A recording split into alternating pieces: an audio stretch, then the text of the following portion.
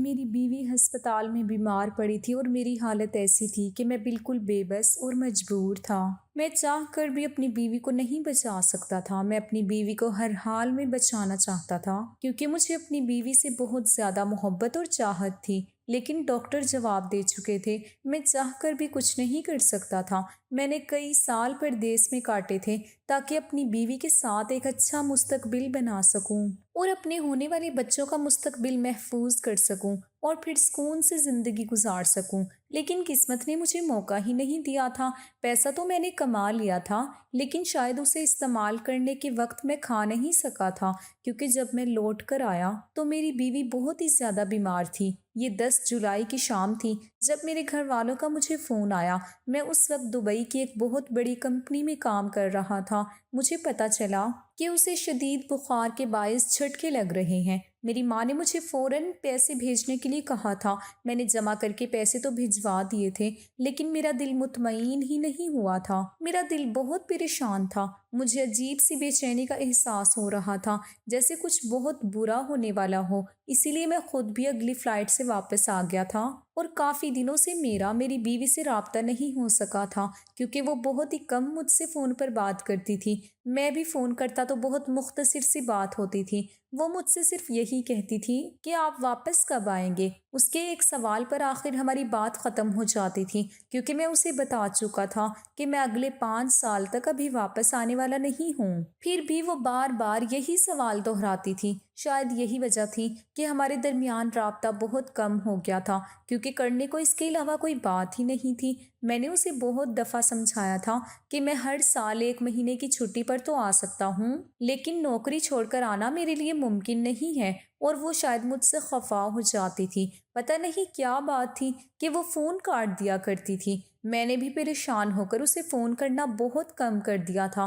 اس بار جب میں نے اس کی بیوی کا سنا اور واپسی کی فلائٹ لی تو میں سوچ رہا تھا کہ اب میں دوبارہ دبئی نہیں آؤں گا۔ ایسی مشکل نوکری ہے، پیسے کا کیا فائدہ کہ جس کی وجہ سے میں اپنی بیوی سے ہی دور ہوں اور وہ بھی مجھ سے ناراض رہتی ہے۔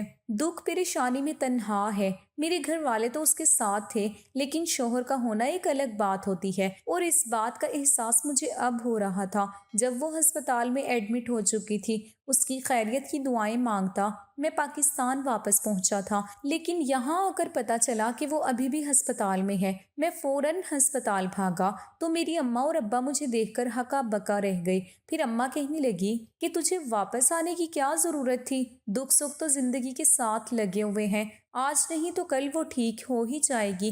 میں اماں کے گلے لگا اور اماں سے کہا کہ بس میرا دل مطمئن نہیں ہو رہا تھا، مجھے بہت زیادہ فکر ہو رہی تھی، اسی لیے مجھے کچھ دنوں کے لیے یہاں آنا پڑا۔ اس سے پہلے کہ میں اپنی بیوی کے پاس جاتا، ڈاکٹر نے ہمیں اپنے کمرے میں بلایا تھا۔ ابا جانے لگے تو میں بھی ان کے ساتھ چل پڑا، اور پھر ڈاکٹر نے ہمیں بتایا کہ میری بیوی کے پاس زیادہ وقت نہیں ہے، بخار دماغ پر چڑھ گیا ہے اور اسی وجہ سے اسے جھٹکے لگ رہے ہیں۔ اس کے دماغ نے بھی صحیح طرح سے کام کرنا چھوڑ دیا ہے، کبھی وہ کسی کو پہچانتی ہے تو کبھی بالکل ہی انجان ہو جاتی ہے۔ ڈاکٹر کی بات سن کر میرے ہوش اڑ گئے تھے۔ میں نے ڈاکٹر سے کہا کہ آپ یہ کیا کہہ رہے ہیں؟ میری بیوی تو ابھی کم عمر ہے اور اچھی بھلی ہے، ایک بخار کی وجہ سے آپ ایسا کیسے کہہ سکتے ہیں؟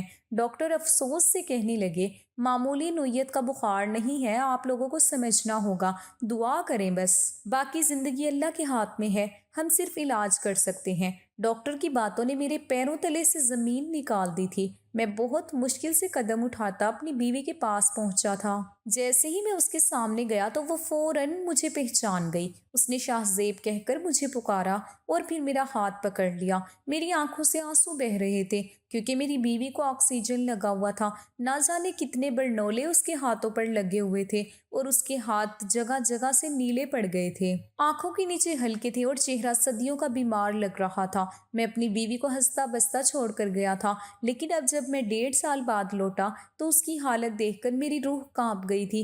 میں نے فوراً اس کا ہاتھ پکڑ لیا اور کہا کہ جلدی سے ٹھیک ہو جاؤ، دیکھو میں تمہارے لیے واپس آ گیا ہوں۔ میری اس بات پر اس کے چہرے پر ایک پل کے لیے مسکراہٹ آئی تھی، پھر کافی دیر کی خاموشی کے بعد اس نے جو بات کہی وہ سن کر میں لرز اٹھا۔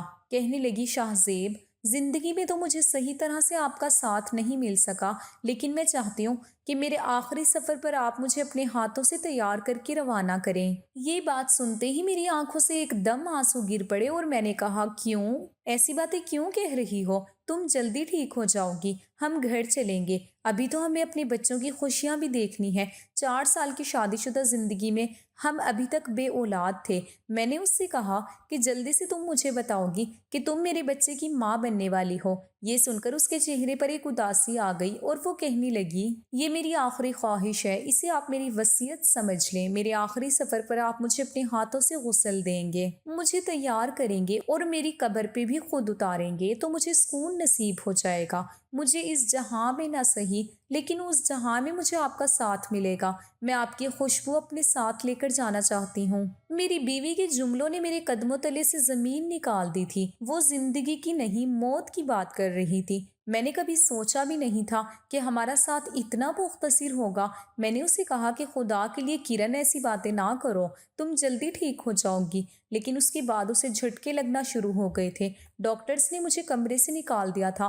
پھر کچھ دیر کے بعد جو خبر مجھے سننے کو ملی تھی، میرے سر پر آسمان گر پڑا تھا۔ میری بیوی اس دنیا سے جا چکی تھی۔ وہ میری اور میری بیوی کی آخری ملاقات تھی اور شاید مجھے وصیت کرنے کے لیے ہی زندہ تھی یا پھر مجھے دیکھنا چاہتی تھی، اور مجھے دیکھنے کی کچھ ہی دیر کے بعد ہی اس کی روح اس کا جسم چھوڑ کر چلی گئی تھی۔ حیرت کی بات تھی کہ مجھے دیکھتے ہی وہ مجھے پہچان بھی گئی تھی۔ کرن کے بوڑھے ماں باپ کا رو رو کر برا حال تھا، جبکہ میرے گھر والے بھی ایک طرف پریشان کھڑے تھے۔ اس طرح ایک جوان لڑکی کا دنیا سے چلے جانا بہت بڑا سانحہ ہی ہوتا ہے، اور وہ بھی اچانک ہی بخار کی وجہ سے۔ مجھے کل رات کو ہی پتا چلا تھا کہ کرن کی طبیعت بہت خراب ہے اور آج صبح کی فلائٹ سے میں واپس آ گیا تھا، لیکن اس کے باوجود بھی مجھے اس کا طویل ساتھ نصیب نہیں ہو سکا تھا۔ پتہ نہیں وہ کب سے بیمار تھی، کب اسے بخار ہوا، میرے گھر والے اسے کب ہسپتال لائے، مجھے کسی بھی بات کا علم نہیں تھا۔ ہسپتال کی ضروری کارروائی میرے بھائیوں نے کروائی اور پھر ہم ڈیڈ باڈی لے کر گھر پہنچ گئے۔ میں پوری طرح اپنے حواسوں میں نہیں تھا کہ جب میں نے اپنی بڑی بہن کی آواز سنی۔ وہ کہہ رہی تھی کہ کرن کو غسل میں اور اماں مل کر دیں گے، کسی باہر والے بندے کو بلانے کی ضرورت نہیں ہے۔ اچانک ہی مجھے کرن کی وصیت یاد آئی اور میں نے فوراً اپنی بہن کو کہا کہ اس کی ضرورت نہیں ہے، میں زندگی میں شاید اپنی بیوی کا حق ادا نہیں کر سکا، لیکن اس کی آخری وصیت ضرور پوری کروں گا۔ میں اسے خود اپنے ہاتھوں سے غسل دوں گا اور خود کفن پہناؤں گا۔ یہی اس کی آخری خواہش تھی اور یہ میرا فرض ہے۔ میری بہن نے عجیب سی نظروں سے مجھے دیکھا اور کہنے لگی، اس کی کوئی ضرورت نہیں ہے، اب تم اپنی بیوی کو غسل نہیں دے سکتے، وہ مر چکی ہے، تمہارا اس سے کوئی تعلق نہیں رہا، دنیا والوں کو پتہ چلے گا تو لوگ ہم پر تھوکیں گے، میں اور اماں مل کر غسل دیں گے، تمہیں پریشان ہونے کی ضرورت نہیں ہے۔ میں نے غصے سے بڑی بہن کو دیکھا اور کہا کہ میں نے کہہ دیا نا، یہ میری بیوی کی وصیت تھی، میں اسے غسل دوں گا۔ میرا غصہ دیکھ کر کچھ دیر کے لیے میری بہن خاموش ہوئی اور پھر پیار سے مجھے سمجھانے لگی کہ دیکھو شاہزیب، یہ مناسب نہیں ہے، یہاں بہت سے لوگ ہیں جو اس بات کا پتنگڑ بنائیں گے، ہماری بہت بدنامی ہوگی۔ آج تک کہیں ایسا نہ سنا ہے کہ ایک شوہر نے اپنی بیوی کو غسل دیا ہو۔ میں نے غصے سے کہا کہ مجھے نہ ہی لوگوں کی پرواہ ہے اور نہ ہی اس بات کی کہ یہاں کون کیا کہے گا، میں صرف اتنا جانتا ہوں کہ یہ میرا فرض ہے کہ میں اپنی بیوی کی وصیت پر عمل کروں۔ میں نے بہن کی اور اماں کے نہ چاہتے ہوئے بھی خود کرن کو غسل دینے کی تیاری شروع کی اور سب لوگوں کو اس کمرے سے باہر نکال دیا جہاں مجھے کرن کو غسل دینا تھا۔ ہر کوئی عجیب عجیب باتیں بنا رہا تھا کہ شوہر کیسے بیوی کو غسل دے سکتا ہے، یہ تو پردیس سے آ کر باولا ہی ہو گیا ہے، کم سے کم اس کی ماں بہن کو ہی اسے روکنا چاہیے تھا۔ لیکن میں نے اپنے کانوں پر ہاتھ رکھ دیا تھا، مجھے کسی کی کوئی آواز نہیں سننی تھی۔ میں نے اس کمرے کا دروازہ بند کر لیا جہاں میں اور میری مرحوم بیوی کرن موجود تھے۔ اپنی بہن سے کہہ کر گرم پانی کا انتظام میں کروا چکا تھا۔ میں نے اس سے پہلے بھی اپنے دوستوں کو غسل دیا تھا، اس لیے مجھے غسل کا طریقہ معلوم تھا۔ میں نے سوچا تھا کہ میں خود اسے غسل دے کر اس کی وصیت کو پورا کر دوں گا، لیکن جیسے ہی میری نظر کرن کے چہرے پر پڑی تو میں ایک دم دنگ رہ گیا۔ اس کا چہرہ ہسپتال والا نہیں تھا، بلکہ ایسا لگ رہا تھا جیسے اس کا چہرہ 14ویں کا چاند ہو۔ نہ ہی وہ بیمار لگ رہی تھی اور نہ ہی آنکھوں کے نیچے ہلکے تھے جو کہ ہسپتال میں واضح دکھائی دے رہے تھے۔ اس کے ہونٹوں پر ایک مدھم سی مسکراہٹ تھی جو محسوس ہو رہی تھی۔ میرا دل بہت تیزی سے دھڑک رہا تھا۔ مجھے اپنی بیوی پر بے ساختہ ہی پیار آ گیا تھا۔ اسے دیکھتے ہوئے مجھے شادی کی وہ رات یاد آ گئی تھی جب میں نے پہلی بار اسے دیکھا تھا۔ اس دن بھی وہ ایسی ہی خوبصورت اور معصوم تھی جیسے کہ اس وقت لگ رہی تھی۔ زندگی نے بہت جلدی ہم دونوں کو ایک دوسرے سے جدا کر دیا تھا۔ میں تو پردیس میں کب سے اس کے ساتھ کا خواہش مند تھا۔ میرا دل وہاں رہ کر بھی کرن کو یاد کرتا تھا۔ میں اس کے ساتھ اپنی خواہشات اور خوشیوں کو مکمل کرنا چاہتا تھا۔ میں ہر وقت اپنی چھٹیوں کے دن گنتا تھا کہ کب 6 مہینے گزریں گے اور مجھے 1 مہینے کی چھٹی ملے گی، لیکن کسی کو نہ معلوم تھا کہ میں اتنی اچانک چھٹی لے کر اس طرح آؤں گا اور مجھے اپنی بیوی کی موت کی خبر سننے کو ملے گی۔ بہت مشکل سے میں نے اپنے جذبات پر پہرا باندھا اور کرن کے چہرے پر جھک گیا۔ میں آخری بار اپنی بیوی کا موثر لینا چاہتا تھا، اسے بتانا چاہتا تھا کہ میں اس سے کتنی محبت کرتا ہوں۔ اگر میں نے اس سے جدائی کے کتنے سال کاٹے تھے تو صرف اور صرف اس کے اچھے مستقبل کے لیے ہی کاٹے تھے۔ میری آنکھوں سے مستقل آنسو بہہ رہے تھے۔ پھر میں نے کرن کے وجود پر پڑی چادر کو ہٹایا اور جیسے ہی اس پر نظر پڑی میرے حلق سے چیخ نکل گئی۔ مجھے لگا تھا جیسے میں اگلا سانس بھی نہیں لے پاؤں گا۔ کتنی ہی دیر ایسے ہی گزر گئی تھی اور پھر کمرے کا دروازہ بجا تھا۔ میری بہن مجھے آواز دے رہی تھی۔ میں نے اٹھ کر دروازہ کھولا اور انہیں اندر بلایا اور انہیں کرن کا وہ چوٹ دکھایا۔ وہ نظریں چرانے لگی۔ میں نے اپنی بہن سے پوچھا، یہ سب کیا ہے؟ کرن کی یہ حالت کیسے ہوئی؟ انہوں نے میرے کسی سوال کا جواب نہیں دیا۔ ان کا حال تو ایسے تھا جیسے کاٹو تو بدن میں لہو نہیں۔ میرے بار بار پوچھنے پر میری بہن کہنے لگی کہ باہر بہت سارے لوگ موجود ہیں، تم تدفین کا انتظام کرو، اسے اس کی آخری آرام گاہ میں پہنچا کر آؤ، پھر میں تمہیں تمہارے سوالوں کے جواب دے دوں گی۔ آپا کہنے لگی، اگر تم ابھی شور مچاؤ گے تو تمہاری بیوی کا تماشا بنے گا، اس لیے بہتر ہے کہ تم پہلے اسے دفنا آؤ۔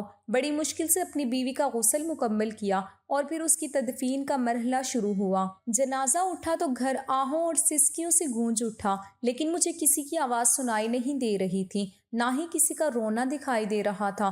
میرا ذہن پوری طرح مفلوج ہو چکا تھا۔ میں کسی روبوٹ کی طرح کام کر رہا تھا۔ میں نے اپنی بیوی کے جنازے کو کاندھا دیا اور پھر اس کی وصیت کے مطابق اس کی قبر میں اتر کر خود اسے اپنے ہاتھوں میں قبر میں اتارا۔ سب لوگ تدفین کے بعد واپس لوٹ گئے تھے، لیکن بہت دیر تک میں اپنی بیوی کی قبر پر بیٹھا تلاوت کرتا رہا اور پھر میرے بھائی نے مجھے سہارا دیا اور کہنے لگے، اب گھر چلو، رات ہونے والی ہے۔ میں اپنے بھائی کے سہارے گھر لوٹ آیا۔ میں نے آپا سے کہا کہ میں ایک ایک لفظ سچ سننا چاہتا ہوں۔ آپ مجھے بتائیں گی کہ میری بیوی کے ساتھ کیا ہوا تھا؟ اس سے پہلے کہ آپا کچھ کہتی، اماں کہنے لگی، کچھ بھی نہیں ہوا تھا، خواہ مخواہ چھوٹی سی بات کا پتنگڑ مت بناؤ۔ تمہاری بیوی کا وقت لکھا تھا، وہ اس دنیا سے چلی گئی۔ اب اس کے لیے کیا ماں بہنوں سے سوال جواب کرو گے؟ اماں کی بات سن کر میں حیران رہ گیا تھا۔ میری بیوی مر گئی تھی اور اماں ہر بات کو معمولی کہہ رہی تھی۔ میں نے آپا کی طرف دیکھا تو آپا کی آنکھوں سے آنسو بہنے لگے۔ اماں نے گھور کر آپا کو دیکھا جیسے وہ انہیں خاموش کروانا چاہتی ہوں، لیکن میرا زبردستی کرنے پر آپا نے جو کچھ بتایا وہ سننے کے بعد میرے لیے سانس لینا بھی مشکل ہوگی۔ کتنے ہی لمحے مجھے اپنی سماعتوں پر یقین نہیں آیا تھا۔ آپا کہنے لگی، کرن بہت ہی اچھی اور نیک لڑکی تھی۔ شادی کے بعد جب تم پہلی دفعہ اسے چھوڑ کر گئے تو وہ بہت زیادہ رونے لگی تھی، ہر وقت یہی کہتی کہ وہ تمہیں واپس بلا لے گی۔ پہل تو اماں نے اسے سمجھایا کہ اگر تم واپس آؤ گے تو گھر کیسے چلے گا، لیکن اس کا یہی کہنا تھا کہ وہ تمہارے ساتھ زندگی گزارنا چاہتی ہے اور اسی لیے اماں نے اس کے ساتھ برا سلوک کرنا شروع کر دیا۔ اماں جان بوجھ کر اسے تم سے بات ہی نہیں کرنے دیتی تھی، اور اگر تم دونوں بات بھی کرتے تو اماں اس کے سر پر سوار ہو جاتی۔ میں نے کئی دفعہ اماں کو سمجھایا کہ اس طرح میاں بیوی کے درمیان آنا مناسب نہیں ہے، لیکن اماں کو یہی خوف تھا کہ کہیں تم اس کی محبت میں واپس نہ آ جاؤ۔ اماں کے لیے تمہاری کمائی بہت ضروری تھی کیونکہ تمہاری کمائی سے پورا گھر چلتا تھا۔ یہ بات تو تم جانتے ہی ہو کہ ہمارا چھوٹا بھائی کتنا نکما ہے۔ وہ خود تو نوکری کرتا نہیں ہے اور اس کی بیوی بچے بھی تمہارے ہی پیسوں پر پلتے ہیں۔ وہ اماں کا لاڈلا ہے اور اسی نے اماں کو یہ پٹی پڑھائی تھی کہ اگر تم لوٹ کر آ گئے تو سب کی عیاشیاں ختم ہو جائیں گی اور تم بیوی کے غلام ہو جاؤ گے۔ اسی لیے اماں نے نہ ہی کبھی تمہیں واپس آنے دیا اور نہ ہی تمہاری بیوی کو سکون کی زندگی گزارنے دی، بلکہ وہ پورے گھر کی نوکرانی بن کر رہ گئی۔ لیکن پھر بھی کرن نے کبھی کسی کو برا نہیں کہا، کسی کے خلاف آواز نہیں اٹھائی۔ وہ خاموشی سے سارے گھر کا کام کاج کرتی، وقت پر اپنی نمازیں پڑھتی اور تمہاری واپسی کی دعائیں کرتی۔ ہر بیوی ہی شوہر کا ساتھ چاہتی ہے، اور میری نظر میں کرن کا مطالبہ غلط نہیں تھا۔ وہ تم سے شادی کر کے اس گھر میں آئی تھی اور سارے گھر والوں کی وہ مفت میں نوکرانی بنی ہوئی تھی اور خود زندگی کی خوشیوں سے محروم تھی۔ لیکن بات یہی ختم نہیں ہوئی۔ جب تم 1 مہینے کے لیے یہاں آئے تو اماں نے بہت کم وقت میں ہی تم دونوں کو ساتھ گزارنے دیا۔ تم 2 سال بعد لوٹے تھے، لیکن پھر بھی تم دونوں میاں بیوی کو تنہائی کا وقت میسر نہیں آیا۔ اماں ایسا نہیں چاہتی تھی۔ اگر تمہیں یاد ہو تو اماں جان بوجھ کر تمہیں دیر راتوں تک اپنے کمرے میں روک کر رکھتی تھی، اور جب تم واپس جاتے تو تمہاری بیوی تھک ہار کر سو چکی ہوتی تھی۔ تم ان دنوں میں مزید اپنی بیوی سے بدگمان ہی ہوئے تھے، اور پھر تم واپس لوٹ گئے۔ تمہارے جانے کے 2 مہینے کے بعد پتہ چلا کہ کرن امید سے ہے۔ اماں نے یہ خبر ہر کسی سے چھپائی اور کرن کو خود ہی ڈاکٹر کے پاس لے گئی۔ اماں نے یہ دکھاوا کیا کہ وہ کرن اور اس کے بچے کے لیے بہت فکر مند ہے۔ دراصل انہوں نے ڈاکٹر سے کہہ کر انہیں ایسی دوائی دی تھی جس سے اس کا بچہ ضائع ہو جاتا، اور پھر اماں نے کرن کو جان بوجھ کر وہ دوائیں دی تھی جس سے اس کا حمل ضائع ہو گیا، اور تمہیں نہ ہی اس کے حمل کا بتایا گیا اور نہ ہی بچے کے ضائع ہونے کا۔ اماں نے کرن سے کہا کہ تم پردیس میں پریشان ہو جاؤ گے، اس لیے تمہیں ایسی کوئی بات نہ بتائی جائے، اور وہ تمہاری خاطر خاموش ہو گئی۔ لیکن پھر کچھ مہینوں کے بعد اسے پتہ چلا کہ یہ سب کچھ اماں کی وجہ سے ہوا ہے۔ دراصل وہ ڈاکٹر اس سے کہیں مل گئی تھی، اور اس ڈاکٹر نے باتوں باتوں میں اس سے پوچھا تھا کہ اس نے اپنا بچہ ضائع کیوں کروایا، اور تب جا کر کرن پر یہ حقیقت کھلی تھی کہ اس کا بچہ قدرتی طور پر ضائع نہیں ہوا، بلکہ اماں کی وجہ سے ضائع ہوا ہے، اور وہ یہی بات تمہیں بتانا چاہتی تھی۔ لیکن اماں نے اس دن کے بعد کرن کے ساتھ زیادتی شروع کر دی، اس ڈر سے کہ کہیں وہ تمہیں سچ نہ بتا دیں۔ اماں نے اس کے ساتھ مار پیٹ کا سلسلہ بھی شروع کر دیا۔ وہ بیچاری گھر کا کام بھی کرتی اور اماں کی مار بھی سہتی۔ اس کے بوڑھے ماں باپ اسے اپنے ساتھ لے جانا چاہتے تھے، لیکن اماں نے اسے وہاں بھی جانے نہ دیا۔ میں نے اماں کو بہت سمجھایا، لیکن کسی نے میری کوئی بات نہ سنی۔ میں نے ہر ممکن کوشش کی کہ کرن کو ان حالات سے بچاؤں، لیکن ناکام رہی۔ میں شادی کے بعد گاؤں میں اپنے گھر میں ہوں۔ میں کبھی کبھار یہاں آتی تو کرن کو دیکھ کر میرا دل جل اٹھتا تھا۔ کرن بس مار پیٹ کی عادی ہو گئی تھی۔ وہ اپنے حالات سے راضی ہو گئی تھی، کیونکہ اسے معلوم ہو گیا تھا کہ وہ لاکھ منتیں کریں لیکن تم واپس نہیں آؤ گے۔ اور پھر دن رات گھر کے کام کاج کرتے کرتے اسے بخار ہو گیا۔